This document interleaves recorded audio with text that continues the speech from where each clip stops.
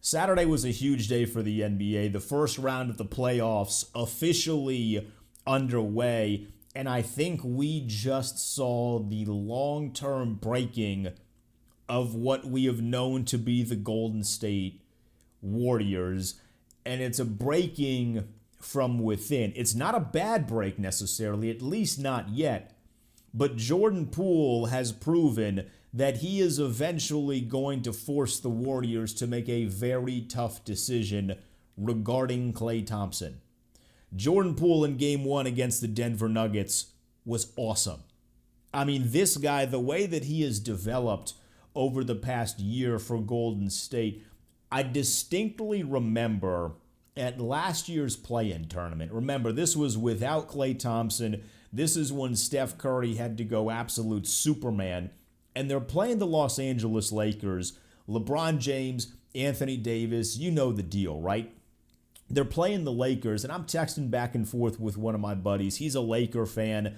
I don't really care about either team all that much. I like Steph a little bit more than I like LeBron, but I don't hate LeBron the way most people do. But we're texting back and forth, and I remember distinctly late in that game, there was a shot with about a minute or so left to play, a three-point shot that Jordan Poole took, and he didn't make it. He missed. But I texted my buddy, and I told him if Jordan Poole would have made that shot, he would have become an absolute menace. Because doing that to the Lakers with LeBron and Anthony Davis, and it would not have guaranteed a win for the Warriors, but that particular shot would have put them in a position where they likely come away victorious. They get into the postseason, which they ended up not doing because they lost to Memphis. But they get into the postseason and they do it off of the shot of this young player in Jordan Poole. I told him he would have become an absolute menace. It turns out he's still an absolute menace. And I knew that this was coming. I knew that this was coming because the lack of Klay Thompson was going to open up an opportunity for somebody, and Jordan Poole was the perfect guy to take it. I remember watching him in college, and he was a lot of fun there, but he fits offensively what Golden State is trying to do, and he has that young dude confidence. A lot of the young guys in today's day and age with the NBA, I mean, we criticize younger players a ton today, and I don't like a lot of it. Some of it's necessary, but a lot of it I don't like. The one thing that I really love about a lot of the younger generation, they have this ridiculous confidence.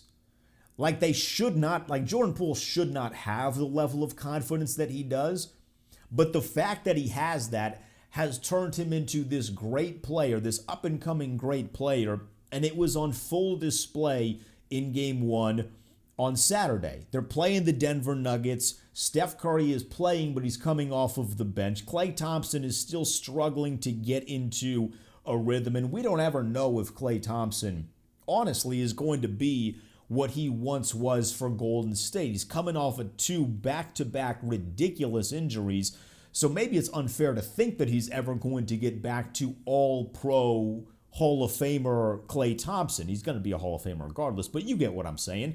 We don't know if he's ever going to reach the level that he has once played with because of these injuries.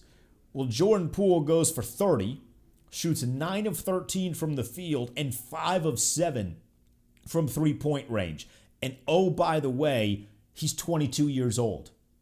He stole the show in a game that had the return of Steph Curry and a guy that is going to finish at the absolute worst top 3 in MVP voting in Nikola Jokic. There's going to be many people that argue he is the MVP of the league, and yet we left that game in awe of Jordan Poole. Business in the NBA is business, and you cannot forget that that's what this is. That's what it's always has been, and it's what it always will be. This is a business, and at some point in time, Jordan Poole is going to get paid a substantial amount of money. He's going to get a max contract at some point, and the Warriors are going to have to ask themselves an exceptionally tough question. Do we want to go over the luxury tax again? Steph is getting paid an absurd amount of money. Klay Thompson is somewhere around, I think he got that 180 a couple years ago prior to the injuries. Draymond has proven this year in his absence that he's the heart and soul of that team. Eventually, you're going to have to pay Jordan Poole or you're going to have to send him off.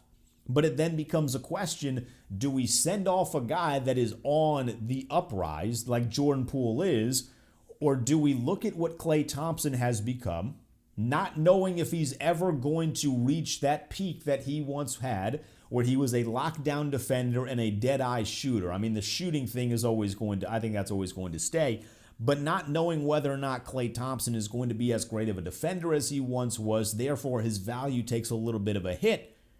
Do we make that decision to move on from Klay Thompson, which frees us up to pay Jordan Poole all of that money and still keep us under that line? What the Warriors did when they had Kevin Durant on the team, the ownership said, we are not afraid of the luxury tax. We are going to win.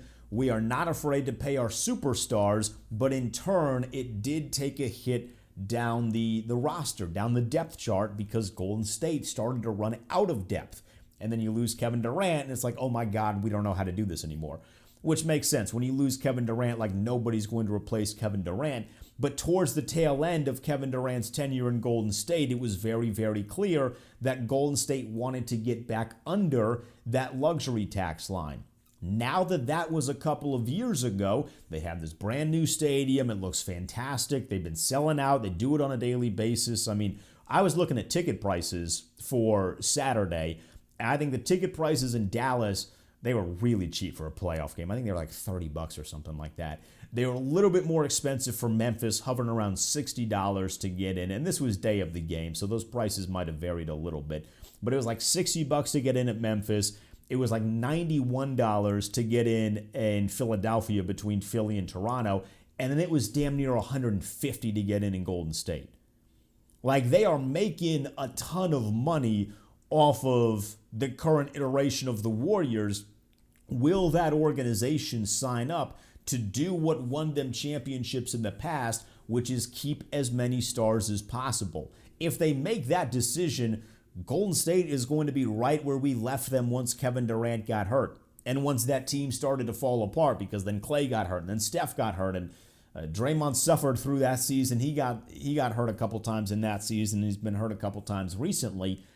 But if they're willing to stay above the tax line, then we are in for another 4 or 5 years of Golden State with 4 legit dudes, because I'm ready to say right now that he might not be at his peak, and I actually certainly don't think he's at his peak, but Jordan Poole is a legit guy in today's day and age of the NBA.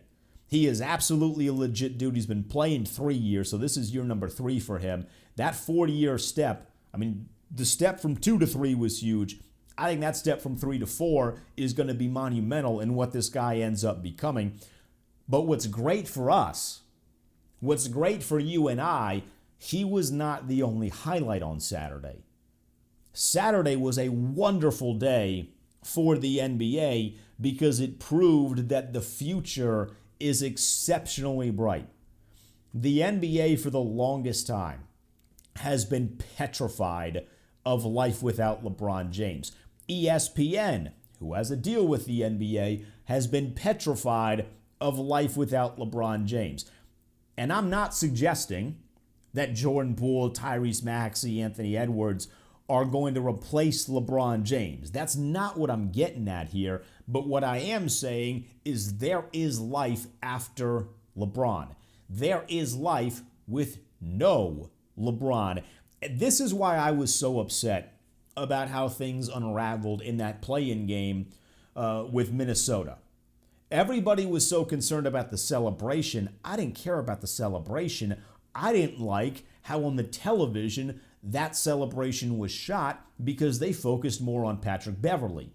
And I get the story. It's Patrick Beverley versus his old team, and Beverley is a polarizing dude, but I wanted to focus on Anthony Edwards because he's the big-time reason they pulled away in that fourth quarter, and I think that guy is a future star, if he's not already a star, in the NBA because he's unreal at playing basketball, which a lot of people were critical of him coming out of the draft. And in fairness to some of them, I don't really know how you gauge a love of basketball for like an 18-year-old kid.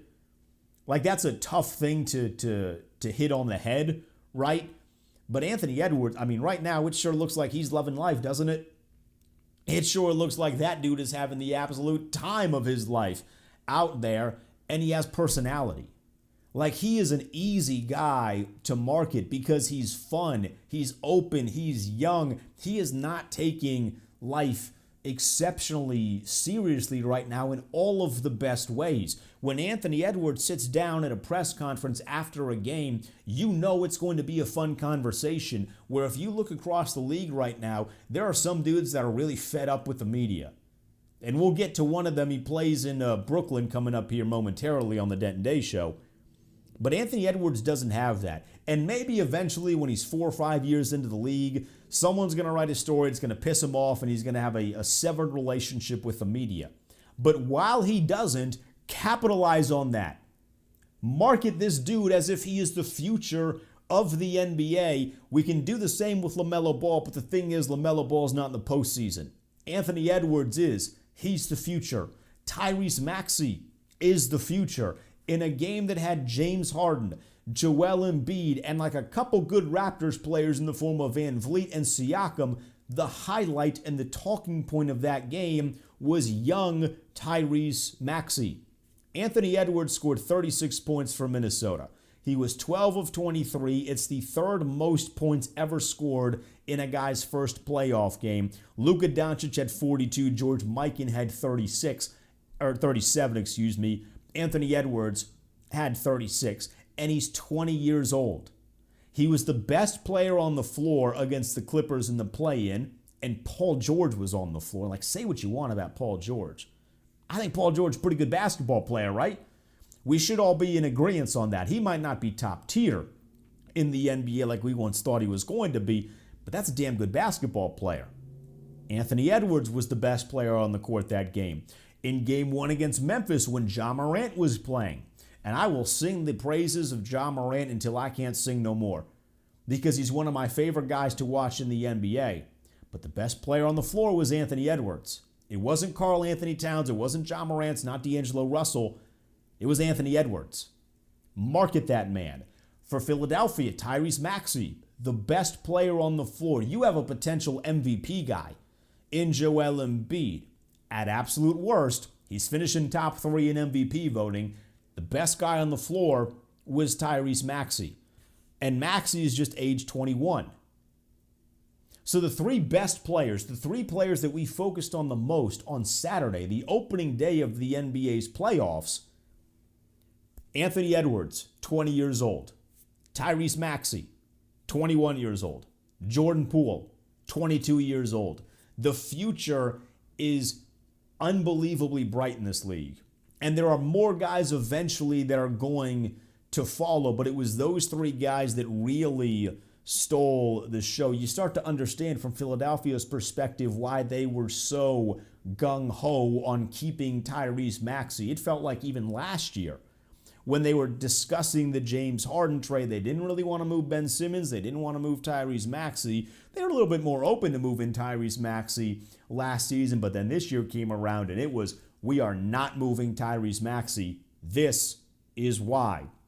Minnesota has the future of its franchise. I like Karl Anthony Towns. I'm rolling with Anthony Edwards because in the small sample size we've seen from him, he gets it done. We got a larger sample size from Karl Anthony Towns, and he wasn't getting it done until Anthony Edwards got here. That to me means something. Even if Minnesota loses this series 4-1, you ride with Anthony Edwards from this point moving forward. Tyrese Maxey completes a big three, although it's a bit more of a smaller three because two of them are guards, but you get the idea. He completes the trio of superstars for Philadelphia, and Jordan Poole now puts Golden State back in a position where they got four guys.